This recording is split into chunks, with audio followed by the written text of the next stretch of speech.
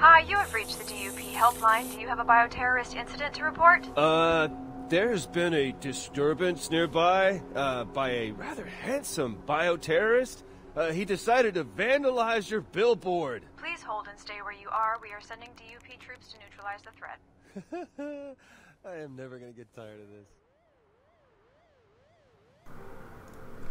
What is going on, guys? I have another review here for you, and just like I teased in my last video, here it is! My official infamous Second Son review. Now, before I get into the meat of this delicious review sandwich, first things first. The visuals and graphics of this game are absolutely stunning. The bar for visuals in the next-gen era, as of now, are set. This is the game to beat. The environment, the architecture, the weather, it all comes into play, and it is absolutely beautiful. The cutscenes, the gameplay, are absolutely seamless. Also, the use of the true particle system is pretty refreshing to see on console, whereas we've really only seen this done right on PC. So it's nice to see the consoles kind of stepping up their game at this point and seeing that it can be done on a console setting. Now that I've gotten this out of the way, let's get this thing started. The game is an open-world action sci-fi third-person shooter developed by Sucker Punch Productions. The game itself centers around Deslin Rowe, who's a pretty talented graffiti artist and an obvious troublemaker within his community. With that being said, let me add something here. One of the coolest things about this game is the fact that the main character, along with his brother, are both Native American. I really think this is pretty awesome that they chose to go this route over your stereotypical white or your occasional black hero. Maybe I'm the only one that finds this cool, but whatever. I think it's cool. And this is my review, so guess what? I'm going to talk about it. Anywho, this game starts out with Deslin and his brother.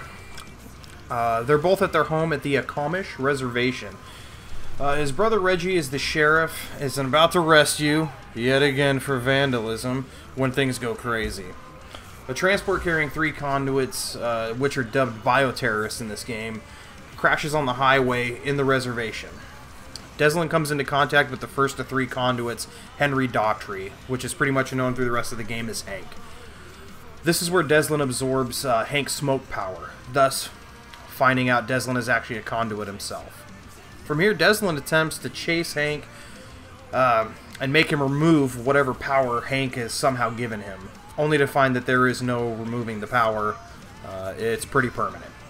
At this point, he chases Hank right into DUP agents. With them, of course, is the director of the DUP, Brooke Augustine. A conduit herself that has a concrete power that we see is awfully powerful. At this point, you get to make your first karma choice. You either give yourself up or you let the village be tortured by Augustine for information. You're then knocked out and you wake up sometime later, I think about a week or two, and you find that the village was pretty much ransacked thoroughly by Augustine. And everyone has these shards of concrete in them that can only be removed by a person with concrete power. And since Augustine ain't volunteering to come back anytime soon and help out, you're going to have to make it to her, take her power, whoop some ass, get back to the village. However you decide to do this, kill her, spare her, either choice you make, you and your brother Reggie make your way to Seattle, where the rest of the game pretty much takes place. And from here you do a mission or two from the start once you reach the city yourself. After that, it pretty much becomes a complete open world game. Once it becomes an open world atmosphere, that's when you really get to take your reins as Deslin and start exploring Seattle. One of the things I really enjoyed is how it really feels like you could be in Seattle. The weather, the buildings, the environment. It actually looks like it's cold when you get there. As the story progresses, you're introduced to your second conduit, which is Abigail Walker, who pretty much goes by the name Fetch.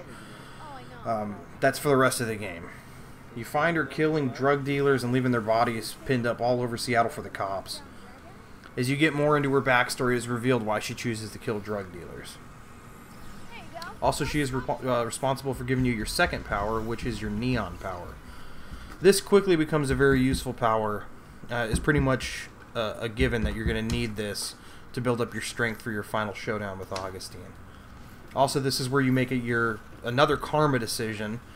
Either you can have Fetch arrested by your brother, or you can take her under your wing, sort of. Kinda, I guess. I don't freaking know. Anyway, and you can help her kind of take down the drug dealers and get the drugs off the street without her actually killing and murdering people, even though you kind of kill people. Anyway, from here the game really comes into itself. The character interactions start to progress a lot further. Now, of course, progressing further will lead you to conduit number 3, Eugene Sims. This guy he's only a teenager in the game, or at least it's perceived that he's only a teenager. He has the power of video. He's able to use the video streams and the video towers around town to spawn characters from his favorite video game into Seattle. He uses them to help suspected conduits that are being rounded up by the DUP.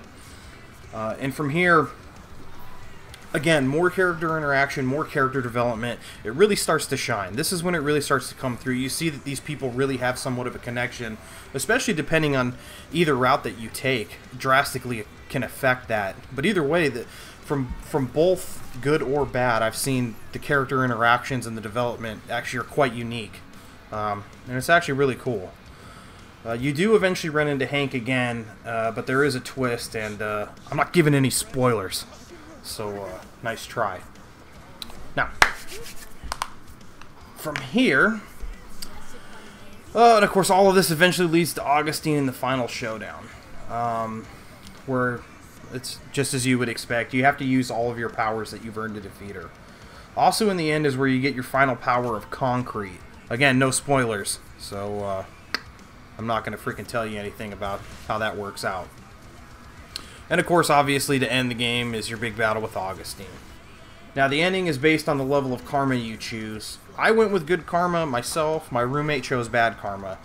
So both endings are really drastically different, which I think you would come to expect, considering the fact that there is no gray area. It's either a good ending or a bad ending, and either one that you choose is quite unique. And of course, there's some other subtle differences throughout different interactions and based on the decisions that you choose from karma. Now, once you make your decisions, you don't necessarily have to stick with bad or good. It's up to you. You can mix them up, but ultimately, at the end, you're going to have to make one or the other. So, of course, like I said, you can choose different ones at different times. It's not going to limit you. You're not stuck once you choose one path that you're stuck going down it. So let's get into the side missions that are available to you. There's a decent amount of side missions as well as some small repeatable tasks that can be done while traveling throughout the map.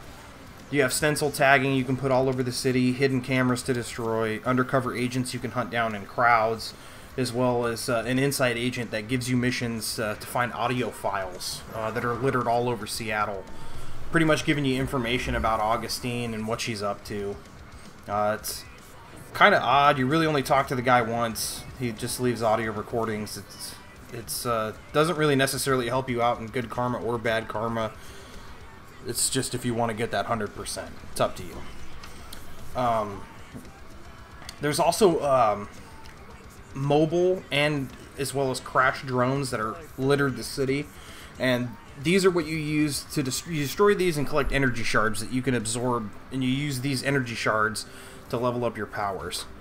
The only other way that you can really get the shards is by destroying the DUP command centers. These give you a lot more upon the initial destruction, where you get 4 for each command center that you destroy, whereas you only get 1 for your mobile drones. The nice part is once you destroy the command center, all the drones show up in the mini-map for that particular district and that area of the map. Once you've freed up the districts enough from the DUP control, you unlock a district showdown. This usually involves a pretty decent amount of soldiers, or a helicopter, or a combination of all the DUP forces that you've encountered up to that point. Once you've completed the district showdown, you unlock a new jacket that Deslin can wear. Most of the jackets I thought were pretty cool looking, and for the most part fit any playstyle. Rather it be good or evil. They're actually, some of them are pretty freaking cool. Most of the small tasks, like taking out drug stashes, helping up wounded civilians, freeing trapped suspect bioterrorists, or subduing DUP soldiers instead of killing them, all of these will fill up a meter that's I've pretty much dubbed the orbital drop meter. It's up at the top left-hand corner of the screen.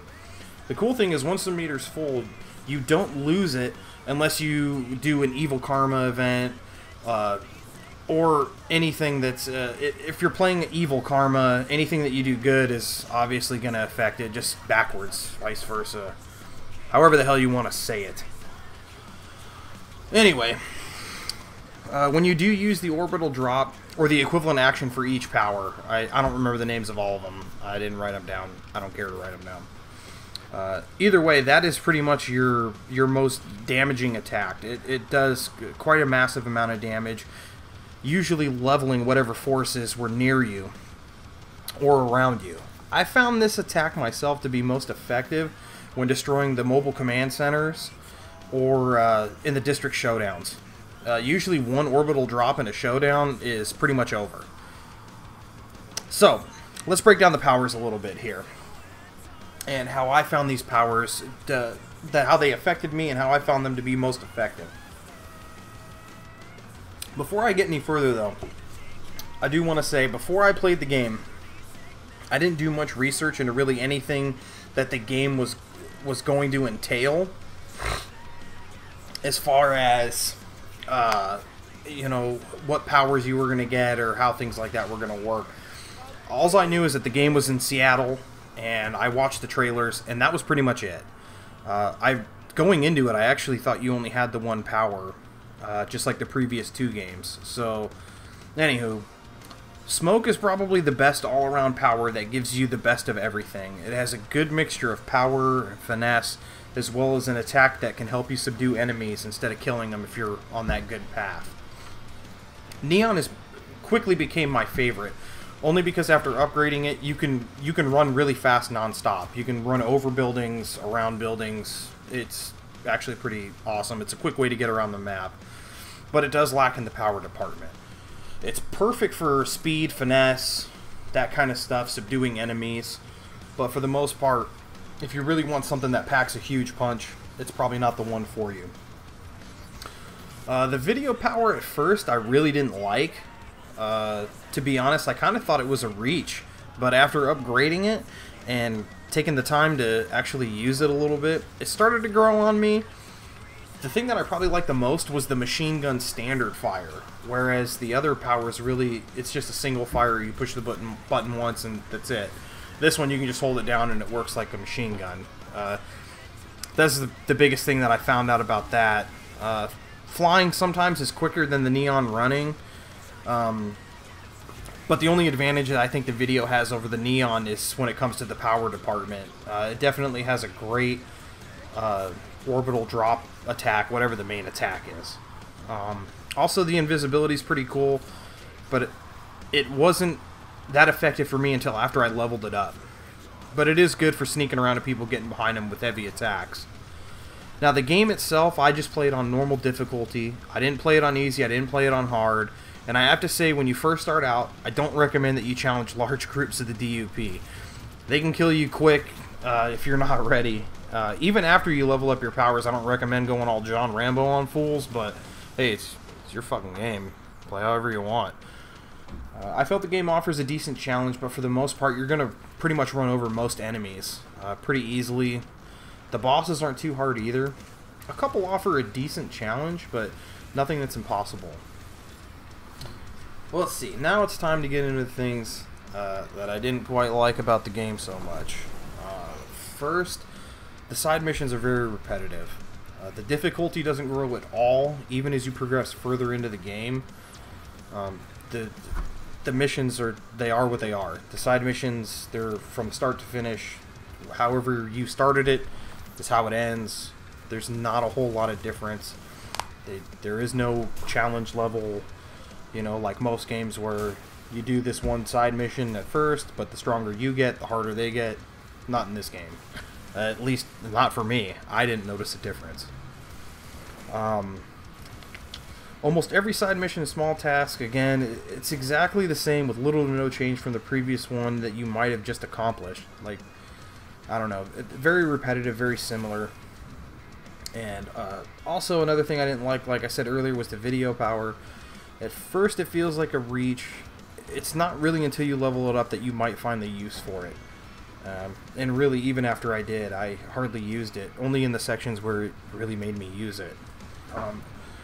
Now, of course, there's minor glitches here and there.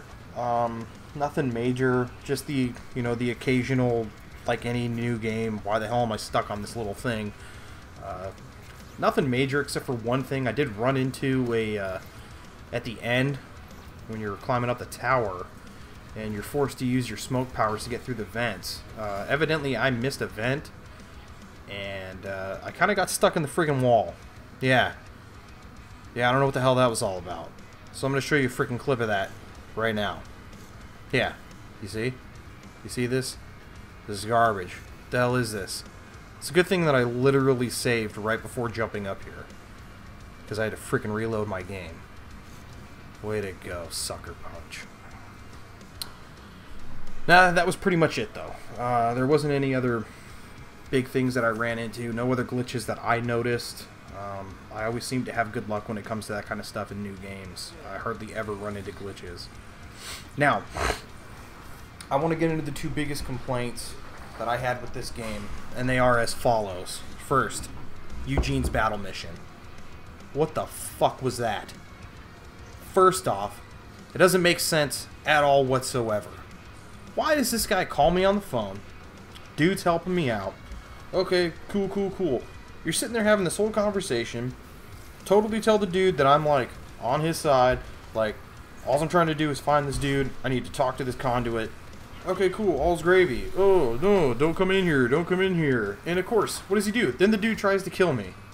What the fuck is that? Absolutely ridiculous. And don't even get me started on the boss fight. Are you freaking kidding me? I've never been more pissed off in my life. This was absolutely ridiculous, okay? The biggest thing that I didn't like about his boss fight is the entire fight completely stops the momentum of the game, okay? It takes you completely out of the game, slowed down the story in a way that it didn't need to. I really think it was more of a waste of time and a complete reach as far as to how you needed to gain this guy's power. So, that was my biggest complaint. I thought the game, when you go into his fight, absolutely takes you out of the game, and it's completely unnecessary when somehow the dude wants to help you, then all of a sudden he doesn't want to help you, and then all of a sudden he does want to, I don't know, whatever, dude. Anyway, the second thing that really bothered me about the game, as I stated in the beginning, the game looks amazing. It's absolutely the best that I've ever seen on console yet, okay? But why does the city look entirely the same? Okay, is this just a Seattle thing? Does Seattle look exactly the same from any part of the city? I never felt like I was going to a different part of the map. As big as the map is, I never felt like I was actually exploring it because it all looked identical. There's two islands that you can traverse over, and I couldn't tell you right now which one is which. I don't understand why the two islands didn't stand apart from each other, or why even most segments of the maps didn't stand apart from each other. Most of the buildings are almost identical, okay? There's a few obvious different ones, okay, because they're part of the game, and I get it, alright? But the buildings aren't that different throughout the game. Not quite sure if this was intentional or what, but that was my biggest complaint, okay? So those are the biggest things that I didn't like about the game, alright? So in conclusion, I think this game is really a breath of fresh air from your typical year after year game releases, and it does make a huge impact in the next gen arena. I feel the game is a perfect first true jump towards the next gen experience. It really shows us what these consoles are capable of, at least right now, based on the technology that's out. Okay, with great storytelling, great gameplay, visuals, the size of the game, and also the way that the game is shaped by your choices. And the game really feels like it does a great job of reeling you in and bringing you to the forefront of the action. The game does a great job of blending serious undertones with plenty of moments that'll make you laugh or cry as well. Well, maybe, depending on how you played the game. Evil bastards. So for you, for Infamous Second Son, I'm going to give this game a solid 9 out of 10. I highly, highly recommend it to everyone. I thoroughly enjoyed the game. I love the story that was told in the game. And if you guys are really looking for a game to jump into the world of next gen, there is no game that I can recommend more right now than Infamous Second Son. I think it's one of the few games that's come out that is actually worth the price tag of $60. Alright? Now, I'm going to hold on to this one a little bit longer. I'm not going to get rid of it so fast. I kind of want to see some of the DLC that's going to come out for it. I hope I can get some footage of that stuff, and you know, I can show it to you guys and give you a chance to check it out. And I hope it's actually worth it, not just stuff like extra jackets and hats, shoes, and other bullshit like that. Anyway, for those of you guys that are new to the channel, hit that like button, leave me a comment below, and make sure that you subscribe as well.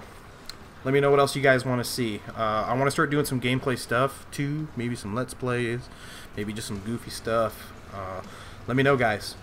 Next month, people, it's going to start getting really, really freaking good. Okay, Watch Dogs is finally hitting shelves. Alright, I can't wait to get my hands on that bad boy. Start throwing some footage your guys' way. Also, MLB The Show is coming up. It's going to be early next month.